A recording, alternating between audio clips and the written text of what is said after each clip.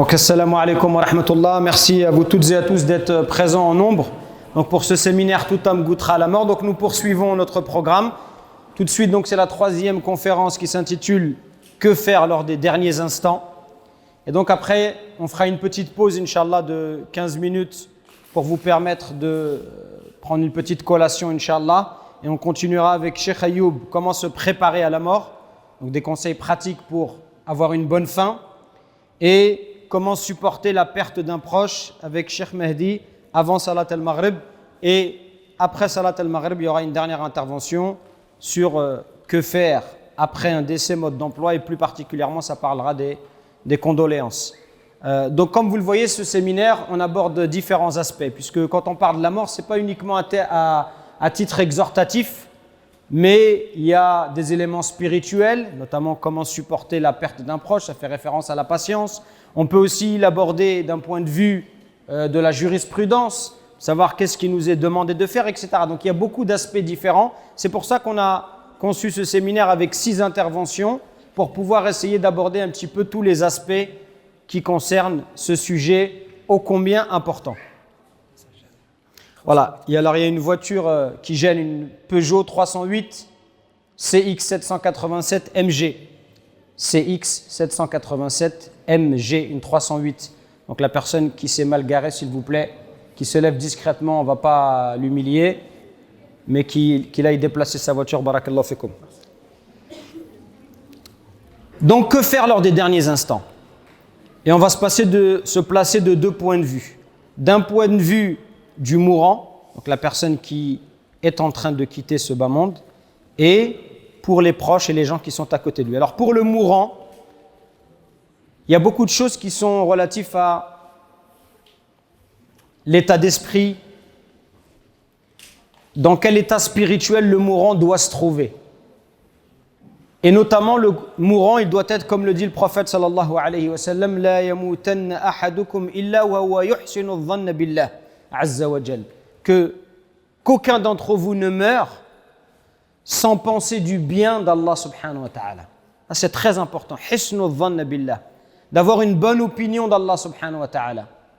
Une bonne opinion, par exemple, quelqu'un qui est malade, il ne va pas dire mais pourquoi moi je suis malade, pourquoi c'est pas les autres, pourquoi ça m'arrive qu'à moi. Non, une bonne opinion, c'est se dire c'est Allah qui l'a voulu, c'est le destin. Allah subhanahu wa ta'ala, il a décidé de me rendre malade. Mais pour quelle raison? Pour me purifier de mes péchés, pour que je quitte ce bas monde, débarrassé de tous mes péchés, de toutes mes désobéissances. Voilà une manière de penser du bien d'Allah subhanahu wa ta'ala. Allah, il ne veut pas mon mal, mais Allah, il veut me purifier. Allah, il veut m'élever en degrés. Donc le croyant, il doit être dans cet état d'esprit. Il doit aussi ressentir de la crainte, mais encore davantage, encore plus, d'espoir. Il doit avoir de la crainte, c'est craindre le châtiment d'Allah pour ses péchés, et cela va le pousser à quoi? Si j'ai peur de rencontrer Allah avec beaucoup de péchés, ça va me pousser à quoi avant de mourir? Qu'est-ce que je vais faire? Je vais me repentir, je vais demander pardon. Donc le mourant, cette crainte, c'est pas juste une crainte, j'ai peur et je tremble. Non, j'ai une crainte qui me pousse à demander pardon. Puisque je sais que tant que l'âme n'a pas quitté mon corps, je peux encore me repentir. Et donc je profite pour me repentir, pour demander pardon à Allah subhanahu wa ta'ala. Si je suis en conflit avec quelqu'un de ma famille, avec mon frère, si je ne parle plus à ma mère, si je ne parle pas à mon frère au bled, etc., j'en profite pour lui demander pardon, pour se réconcilier. Si j'ai fait du tort à quelqu'un, j'ai sali son honneur, j'en profite pour lui demander pardon. Et cet espoir me pousse à espérer la miséricorde d'Allah subhanahu wa ta'ala. Et le prophète sallallahu alayhi wa sallam, un jour, il entra auprès d'un jeune homme qui était en train d'agoniser. Et le prophète lui a dit, comment est-ce que tu te sens? Le prophète, il voulait juger l'état d'esprit de ce jeune homme. Et ce jeune homme lui dit, par Allah, au messager d'Allah, j'espère beaucoup d'Allah. J'ai beaucoup d'espoir en Allah subhanahu wa ta'ala. Et je crains pour mes péchés. Et le prophète, il lui a dit, alayhi salatu wassalam, ces 2 sentiments, donc l'espoir et la crainte, ne sont pas réunis dans le cœur d'un serviteur en pareille circonstance, sans qu'Allah ne lui octroie ce qu'il espère et ne le protège de ce qu'il craint. Il n'y a pas un serviteur qui quitte ce bas monde en pareille circonstance, il est sur le point de mourir et il a ces 2 sentiments, à la fois la crainte du châtiment d'Allah et à la fois l'espoir de sa miséricorde, sans qu'Allah Azza wa Jal ne lui donne ce qu'il espère. Donc il lui donne sa miséricorde et il le protège de ce qu'il craint, c'est-à-dire il va le protéger de son châtiment. Quelle que soit la souffrance de la maladie pour celui qui meurt, il ne lui est pas permis de souhaiter la mort. Il n'est pas permis de demander à Allah, « Ya Allah, fais-moi mourir ». On ne doit pas parler comme ça. Le prophète sallallahu alayhi wa sallam nous dit « La yatamannana ahadukumul maut min durrin asabahu, fa in kana la budda fa'ilan falyaqul Allahumma ahyini ma kanatil hayatu khayran li wa tawaffani idha kanatil wafatu khayran li ». Le prophète sallallahu alayhi wa sallam nous dit le messager d'Allah rentra chez nous, comme le dit al-Fadl, alors qu'Al-Abbas, l'oncle du prophète sallallahu alayhi wa sallam, était malade. Al-Abbas se mit à souhaiter sa mort et le prophète lui dit « Ô mon oncle, ne souhaite pas la mort, car si tu es quelqu'un de bienfaisant, il est préférable que l'heure de ta mort soit repoussée, afin que tu augmentes tes bonnes œuvres. Et si tu es un homme qui a commis du mal, il est préférable que soit retardée l'heure de ta mort pour que tu puisses te faire pardonner tes méfaits. Ne désire donc pas la mort. » Et il a dit également, si l'individu ne peut faire autrement, qu'il dise « Oh Allah, garde-moi en vie, tant que la vie est meilleure pour moi, et fais-moi mourir si cela est préférable pour moi. » Voilà ce qu'on a le droit de dire, mais on ne doit pas souhaiter la mort. Également, le mourant, il lui est demandé, s'il est dans la capacité de le faire, de conseiller à sa famille la patience et la crainte d'Allah subhanahu wa ta'ala. Et il n'y a pas meilleur conseil qu'on peut donner à quelqu'un que celui de craindre Allah azza wa jal. Il lui est recommandé de louer Allah, de l'invoquer, de lire les versets de sa miséricorde, les versets de la miséricorde, et d'être vigilant à ne pas négliger les obligations d'Allah subhanahu wa ta'ala, et en particulier de prononcer la shahada, mais on va y venir. Pour les proches et les amis, ceux qui sont à côté d'un mourant, l'islam, il nous enseigne tout ce qu'il faut pour accompagner le mourant de la meilleure des façons. Parce que l'agonie, elle est éprouvante, elle est difficile. Si vous avez déjà eu l'occasion de voir quelqu'un en fin de vie, dont on sait qu'il ne reste que quelques heures, quelques jours à vivre, c'est pénible. Physiquement, c'est éprouvant, c'est difficile. Donc, nous, qui sont autour de ce mourant, on doit tout faire pour l'accompagner de la meilleure des façons. Comment ça précisément? Tout d'abord en l'aidant à répéter Ash-Shahada, la profession de foi, La ilaha illallah. On doit l'aider à répéter cette phrase. On l'encourage à la répéter parce qu'il peut l'oublier à cause des douleurs. Ou aussi parfois on perd connaissance. Les gens qui sont en fin de vie, ils perdent connaissance et ils peuvent oublier de répéter la Shahada. Donc on doit essayer de l'encourager à la répéter. S'il ne parvient pas, on doit lui dicter mot à mot, doucement. Ashhadu an la ilaha illallah. Doucement, à côté de son oreille, pour l'aider. Ce n'est pas la peine de crier. Puisque si quelqu'un est malade, il ne se sent pas bien, si tu cries à côté de lui, peut-être que tu vas plus l'agacer qu'autre chose. Il ne faut pas être brutal, pour ne pas provoquer du rejet de sa part. Et s'il ne peut pas le prononcer, parce qu'il y a des gens malheureusement qui, lorsqu'ils sont en train de partir, ils ne peuvent plus parler, alors on lui dit d'une voix calme afin qu'il puisse le répéter en son fort intérieur. Et s'il prononce la shahada, alors on arrête de lui parler. Pour quelle raison? Pour quelle raison, si on demande à quelqu'un de dire la shahada, il l'a dit, il prononce cette shahada, pourquoi est-ce qu'après on doit s'arrêter? Parce qu'on veut que ce soit sa dernière parole. Donc si il a eu pour dernière parole la ilaha illallah, ce n'est pas la peine de lui répéter tout le temps, puisqu'on risque de l'agacer. Le prophète nous dit laqinu mautakum la ilaha illallah. Dites et faites dire à vos mourants la ilaha illallah. Il nous dit man kana akhiru kalamihi la ilaha illallah dakhala al-jannah. Celui qui aura pour dernière parole la ilaha illallah, il entrera au paradis. Mais attention, une mauvaise interprétation. Il y a des gens qui pensent donc dire la ilaha illallah et mourir. Vous considérez que c'est une mort comment? C'est une bonne fin ou c'est pas une bonne fin? Moyen? C'est qui a dit moyen?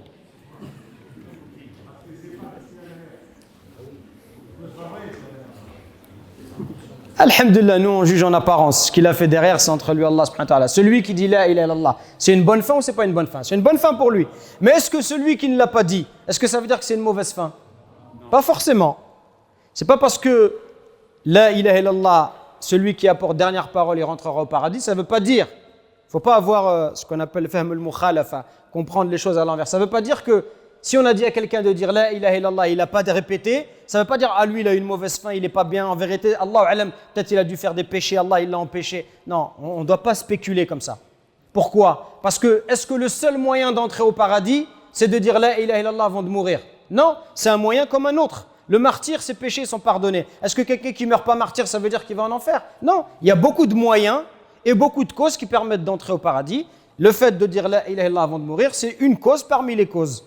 Donc, si quelqu'un ne le dit pas, bah, il n'a pas pu le dire, c'est tout. Mais s'il l'a dit, tant mieux pour lui, alhamdulillah. Donc, ce qui est important aussi, c'est d'évoquer Allah Azza wa Jal, de faire dhikrullah, que le mourant, il entende des paroles qui lui rappellent Allah subhanahu wa ta'ala, de faire des invocations. En fait, ce qui est important, c'est de créer un climat qui est réconfortant et apaisant. La personne va partir, il faut éviter de se disputer, éviter de se quereller, éviter d'avoir des propos déplacés. Voilà, il faut tenir des propos positifs, encourageants, du rappel d'Allah subhanahu wa ta'ala, des invocations, il faut le rassurer, lui dire des paroles bénéfiques, lui dire toutes les prières, toute ta vie tu as fait la prière, alhamdulillah, aujourd'hui tu vas voir, ça va te servir, Allah il va t'aider. Allah, comme tu n'as pas abandonné les pauvres, les orphelins, comme tu étais bon, Allah il sera bon à ton égard. Voilà, il faut essayer de créer un climat qui est bénéfique et apaisant. On évite de parler de la vie mondaine. Il y a des gens, malheureusement, quelqu'un il est en train de mourir, il n'est même pas mort, il parle déjà d'argent. C'est en train de parler de sa maison, de sa voiture. En fait, sa maison, elle a quel nom? Les gens, ils ne sont même pas respectueux. La personne, elle n'est pas morte. Ils sont déjà en train de faire leur calcul de ce qu'ils vont pouvoir réussir à récupérer. Donc, on ne parle pas de vie mondaine devant lui. On évite aussi les cris, les gémissements, les lamentations. Ah, malheur, etc. On évite de se lamenter. On essaie de se contenir. Bien évidemment que si on assiste au départ de sa maman, de son père, bien sûr qu'on va être triste. Qui ne va pas être triste? Mais ce n'est pas parce qu'on est triste qu'on doit dépasser les limites, qu'on doit plus contrôler, qu'on doit dire des paroles qui ne plaisent pas à Allah subhanahu wa ta'ala. Même dans ces situations-là, on doit essayer d'être positif, de lire le Coran, d'essayer de l'aider de la meilleure des façons à traverser, à passer de l'autre côté. Et non pas à se quereller ou à dire des choses déplacées. Et d'ailleurs, dans un hadith, il est dit, si vous assistez aux derniers instants de la vie d'un mourant, dites du bien, parce que les anges, ils disent Amin à ce que vous dites. Ensuite, après le dernier souffle de la vie, quelle est la meilleure chose à dire? C'est quoi la meilleure chose à dire? Chacun, il devrait connaître cette réponse. Inna lillahi wa inna ilayhi raji'un. Qui peut me dire ce que ça veut dire en français? Ça veut dire quoi en français? Vas-y, le petit jeune homme là-bas. Très bien, barakallahu fik, c'est à Allah que nous appartenons et c'est vers lui que nous retournerons. Donc ce n'est pas des paroles comme ça. J'en parle pas puisque tout à l'heure, frère Mehdi, Inch'Allah, il en parlera. En tout cas, ça c'est la meilleure chose à dire. Le prophète sallallahu alayhi wa sallam, il est entré auprès d'Abu Salama qui est mort les yeux ouverts. Le prophète, il est venu, il lui a refermé les yeux. Puis il a dit, quand l'âme est saisie, le regard suit l'âme. Et il dit, quand certaines personnes de la famille d'Abu Salama se sont mis à éclater en sanglots, il leur a dit, ne faites des invocations. Quand bien, la tad'u ala anfusikum illa bi khair, fa innal malaikata yu'minun ala ma taqulun. Ne dites que du bien, parce que les anges ils disent amin à vos invocations. Ensuite, il a fermé les yeux de Abu Salama, il lui a dit, il a fait des invocations pour lui. Il a dit, Allahumma ighfir li Abi Salama, warfa' darajatahu fil mahdiyyin, wa akhlufhu fi aqibihi fil ghabirin. واغفر لنا وله يا رب العالمين وافصح له في قبره ونور له فيه. Il a invoqué Allah de la sorte en disant Allah pardonne à Abu Salama, élève ses degrés parmi les bien guidés, accorde-lui un successeur parmi ses descendants en vie, pardonne-nous ainsi qu'à lui, au Seigneur des mondes, agrandis sa tombe et illumine-la. Ça, ces invocations, c'est ce qu'on doit apprendre. Ça, mes frères, vous devez les apprendre, ces invocations. Comme ça, si vous aimez vos parents, puisque dans l'ordre naturel des choses, les parents, ils partent avant les enfants, au moins vous pouvez invoquer Allah pour votre père, pour votre mère, par ces invocations-là. Et si vous ne les connaissez pas, au moins, ayez la présence d'esprit d'avoir de quoi lire ces invocations le jour J. Donc c'est bien de fermer ses yeux, les yeux de la personne qui décède, s'il a les yeux ouverts, en récitant cette invocation. Il est bien aussi de couvrir le mort afin de ne pas l'exposer au regard des gens. Hein, ça c'est rapporté par l'imam al-Bukhari Muslim. Il y a des gens parfois, encore une fois tout à l'heure je parlais des téléphones, il y a aussi des fois cet aspect un peu malsain, de gens qui sont toujours curieux, qui veulent voir. Ce n'est pas un spectacle. Le mort, ce n'est pas un spectacle. Il y a des gens, ils viennent, ils filment. C'est pourquoi on fait ça? Pourquoi on a besoin de comme ça ce voyeurisme, de tout vouloir filmer subhanallah, fais des doigts pour lui.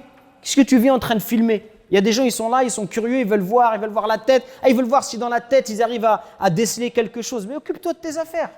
Subhanallah. Occupe-toi de toi. Toi, un jour, tu vas être à sa place. Occupe-toi de toi, ce que tu vas ramener avec toi devant Allah subhanahu wa ta'ala. Ça, c'est du voyeurisme, ce n'est pas une bonne chose. Il y a des gens, ils sont curieux, ils veulent voir. Normalement, on couvre le visage. Et quand on met le linceul, on couvre le visage. Aujourd'hui, il y a une tradition de plus en plus répandue, qui n'est pas une tradition musulmane, qui est une tradition chrétienne. Puisque les chrétiens, on expose le corps, les gens y passent, et ils déposent une fleur à l'intérieur, etc. Et on le voit habillé, en costard, et les gens y passent, ils regardent. Il y a des musulmans, c'est pareil. Aujourd'hui, on met le linceul au mort, et il y a des gens qui découvrent le visage, comme ça les gens ils viennent le voir. Mais pourquoi vous voulez voir le mort, subhanallah? On dirait que c'est un spectacle. Non. On couvre le mort. Il est permis de l'embrasser entre les yeux, comme l'a fait le prophète sallallahu alayhi wa sallam avec Uthman ibn Mad'oun. Abu Bakr l'a fait aussi avec le prophète sallallahu alayhi wa sallam. Bien sûr, si c'est quelqu'un, ton père, ta mère, tu as le droit de l'embrasser sur le front, entre les yeux. Il est bien aussi de refermer sa mâchoire afin que l'eau n'entre pas, etc. Parmi les premières choses à faire, c'est de rendre les dettes et les dépôts. Soit avec ses biens, ou il est même permis de se cotiser pour rembourser s'il a des dettes. C'est pour ça que c'est important quand vous avez des dettes d'en informer quelqu'un ou de les inscrire quelque part, de les inscrire sur un cahier ou sur un registre ou peu importe. En tout cas, c'est important que des gens soient au courant afin que si tu décèdes, quelqu'un y puisse rembourser ta dette pour toi. C'est important bien évidemment d'invoquer, d'informer les proches, les amis, les personnes pieuses en évitant toujours les cris de désespoir, etc. Il y a un point particulier dans la jurisprudence islamique qu'on appelle le na'i, qui est le fait d'annoncer la mort. Parce qu'en fait, à l'époque du prophète sallallahu alayhi wa sallam, il y avait une coutume arabe qui était que lorsque quelqu'un meurt, il y avait des gens qui criaient qui étaient sur le bas-côté, qui étaient dans les marchés, et qui élevaient la voix, et qui criaient, qui disaient « Oh, un tel, il est mort !» Et puis ils faisaient semblant de pleurer, et puis ils inventaient des bienfaits à cette personne. Ils disaient « Ah, un tel, il était comme ça, il était généreux. » Même s'il n'était pas généreux, on va dire « Ah, mashallah, il était généreux. » Même si c'est un grand radin, on exagérait sur la personne. Et on disait du bien de lui. Et on criait. Et en fait, plus on criait, mieux c'était pour eux. Parce que le fait de crier, c'était pour montrer qu'on était vraiment triste. Et ça existe encore dans certains pays. Et d'ailleurs, en Afrique, ça existe. On appelle ces personnes-là les pleureuses. Elles sont payées pour ça, on paye ces gens, et il y a des femmes qui viennent, elles se mettent par terre, elles pleurent, elles se déchirent les vêtements, elles crient. Ça, l'islam nous a interdit de ces pratiques-là. Elle nous a interdit cela, l'islam. Par contre, de quelle manière il est permis d'annoncer la mort? C'est en informant les proches. Toute personne susceptible d'être attristée par sa mort, sans élever la voix, de préférence, et pour notamment inviter les gens à assister à la prière funéraire et invoquer en faveur du défunt. Et d'ailleurs, on voit que le prophète l'a fait. Quand il a appris, alayhi salatu wassalam, que le Négus, Allah lui a informé que le Négus, le roi d'Abyssinie, était décédé, le prophète, il a fait l'annonce, il a prévenu ses compagnons et ils ont fait la prière funéraire.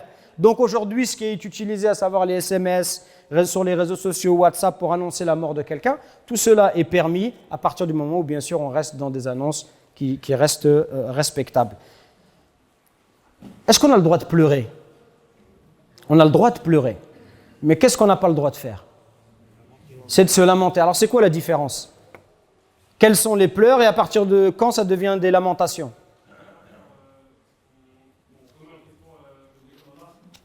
D'accord, mais c'est quoi des lamentations? Concrètement, c'est quoi se lamenter? Voilà, par exemple, on entend souvent ça. Ah, mais pourquoi lui? Pourquoi lui? Ça, par exemple, ça, c'est pas bien de dire ça. Pourquoi lui, ça sous-entend que tu es en train de te plaindre à Allah que tu n'as pas choisi la bonne personne. C'est ça que ça veut dire. Pourquoi lui, ça veut dire moi, je ne suis pas d'accord. Ce n'est pas lui qui devrait mourir. C'est même déjà arrivé, j'ai vu un frère qui travaille en réanimation qui m'a dit une fois, une jeune fille est décédée Et cette personne a dit, mais pourquoi c'est pas la vieille qui est morte en parlant de la grand-mère? Ah, sympa pour la grand-mère. Ça, c'est grave, ça. Ça, tu remets en cause le décret d'Allah subhanahu wa ta'ala. Alors que quand tu dis « Inna lillahi wa inna ilayhi raji'un », qu'est-ce que tu es en train de dire?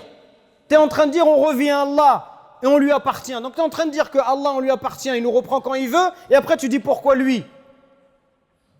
Donc c'est contradictoire.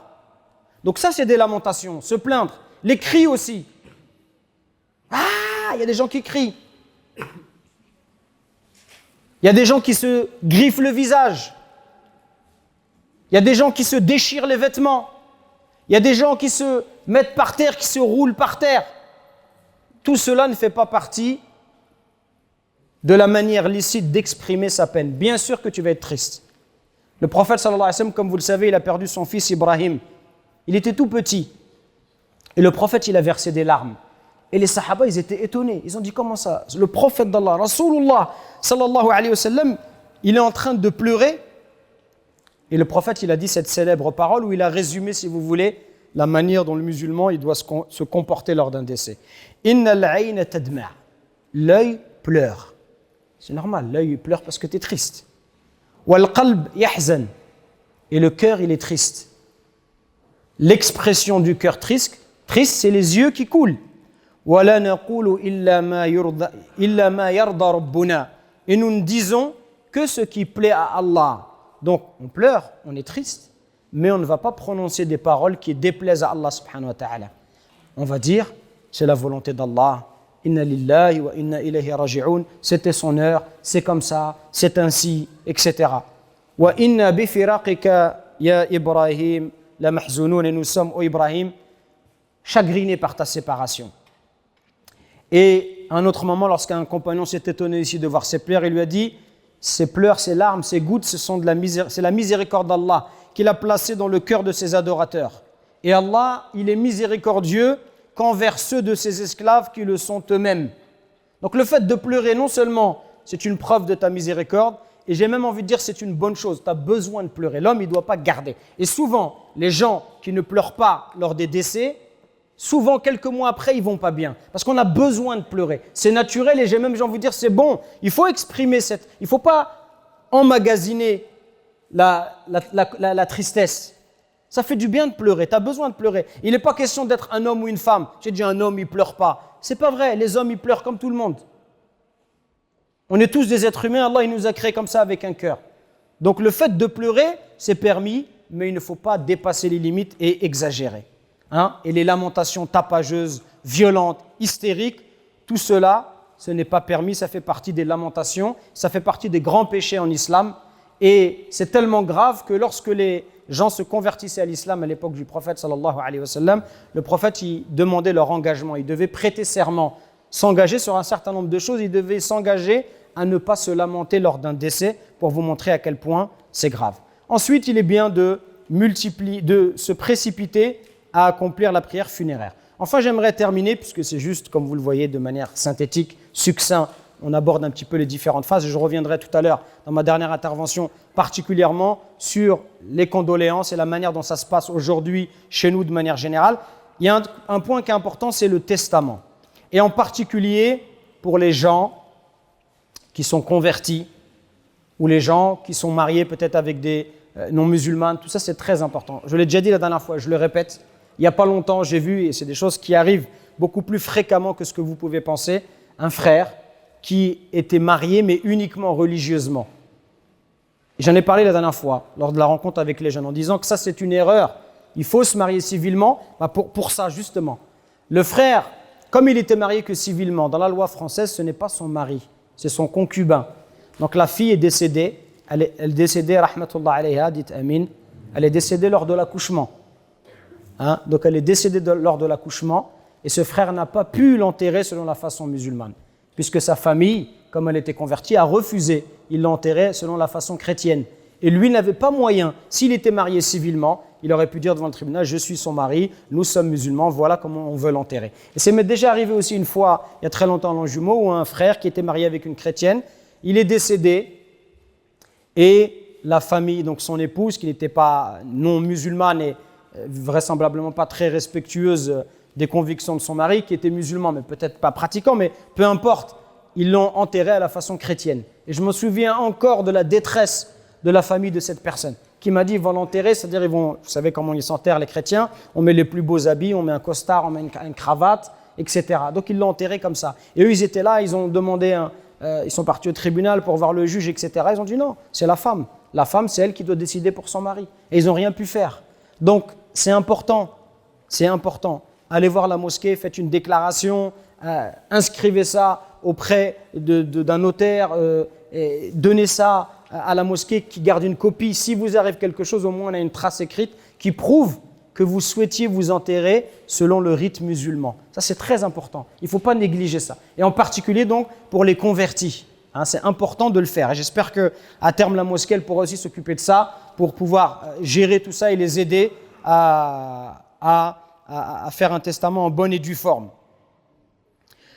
Un dernier point aussi, ce sont des détails, mais qui peuvent avoir leur importance le jour J. C'est important aussi alors, pour quelqu'un qui cache des choses, qui fait des bêtises, ça va être compliqué, mais de laisser ses codes et mots de passe du portable, de son téléphone. Alors bien sûr, celui qui chatte en cachette avec une fille qui est mariée, forcément, ça va être compliqué. Parce qu'il faut choisir entre la mort et... Mais c'est important. C'est très important aussi. Parce que parfois, il y a des informations qui sont très importantes, on ne peut pas accéder. Vous savez, aujourd'hui, il y a la reconnaissance faciale, etc. Des fois, c'est difficile. Faites en sorte qu'on puisse obtenir les informations nécessaires. Parce que ce que je vous dis, c'est du vécu. Ça arrive que parfois, on a besoin d'avoir une information, et on ne peut pas. On ne peut pas obtenir l'information parce que c'est dans le téléphone. On ne peut pas débloquer son téléphone, on ne connaît pas ses mots de passe, on n'a pas accès à sa boîte mail. Voilà. Ça aussi, c'est important de laisser toutes ces informations-là. Ça peut servir le jour J. Donc voilà, Inch'Allah, ce que je voulais dire sur ce point-là. Je me contente de ça. Le prophète sallam, il nous a appris une invocation et j'aimerais bien que vous la preniez avec moi, Inch'Allah. Cette invocation, c'est pour avoir une bonne fin, pour qu'Allah Azza wa Jalla nous permette d'avoir une bonne fin, de mourir d'une manière qui plaît à Allah subhanahu wa ta'ala. Le prophète, il disait, alayhi salatu wassalam, man akthara min qawl, celui qui multiplie cette parole, Allahumma ahsin aqibatana fil umuri kulliha. Allah améliore notre situation, améliore notre fin dans toutes les situations. Allahumma ahsin aqibatana fil umuri kulliha. Répétez après moi. Allahumma ahsin aqibatana fil umur kulliha. Allahumma ahsin aqibatana fil umuri kulliha. Wa ajirna min khizyi dunya, ce qui signifie donc protège-nous de l'humiliation dans la vie d'ici-bas, wa adhabil akhirah. Allahumma ajirna min khizyi dunya wa adhabil akhirah. Et le prophète sallam nous dit donc celui qui meurt dans cet état-là, il mourra avant d'être atteint par les calamités, les malheurs, etc. Donc et voilà, essayez d'apprendre ce genre d'invocation et répétez-les, ça vous aidera bi'idhnillah. Allahumma ahsin aqibatana fil umuri kulliha wa ajirna min khizyi dunya wa adhabil akhirah. Qui est capable de me la répéter là? Qui l'a appris par cœur? On va voir s'il y en a qui sont... Ah, vas-y, on t'écoute.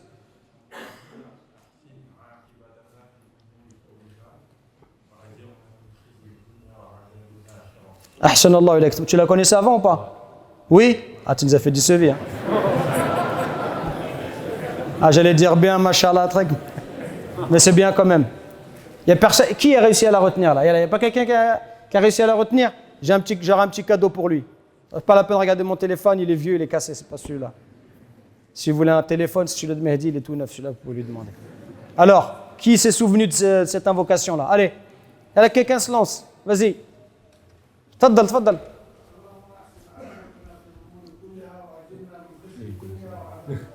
Tu connaissais déjà? Comment tu l'as récité comme une fusée là? Alors, personne ne s'en souvient là, il y en a deux qui ont répété. Qui la connaissait pas et il peut nous la réciter là? Allez, vas-y. Tu la connaissais avant? Oui? À la première fois, vas-y.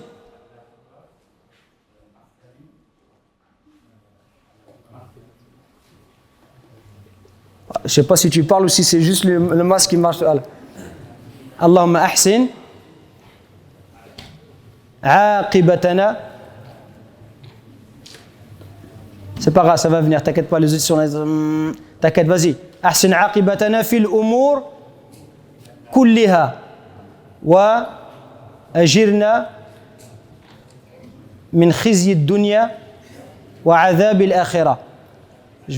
C'est bien, je vais te donner quand même quelque chose que tu as osé prendre la parole devant tout le monde, c'est courageux de ta part. Barakallahu fik. Subhana rabbika rabbil izzati amma yasifun wa salamun ala al-mursalin walhamdulillahi rabbil alamin.